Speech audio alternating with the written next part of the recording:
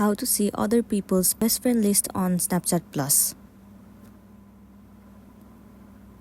First thing first, you want to make sure that the application Snapchat is up to date. Once you have the latest version of the app, simply open it, enter your login credential, and make sure you are logged in to a specific account.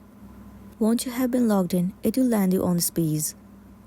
Now what you want to do is swipe right and move into your chat feed. It will show you all the lists of the people that you are connected on Snapchat. Now head over to the inbox of the person that you want to see their best friend list. Let's say I want to see the best friend list of this person. Tap on their profile at the very top. It will open up their profile. Now if you scroll down, you won't be able to find their best friend list. If you click on this three dot at the top right corner, tons of different options will be visible to you. But still you can see there is no any option where you are able to see the best friend list of this person. So we must say that it is actually impossible to see the best friend list. In order to see it, all you want to do is wait for the Snapchat support to update this feature, and then you'll be good to go.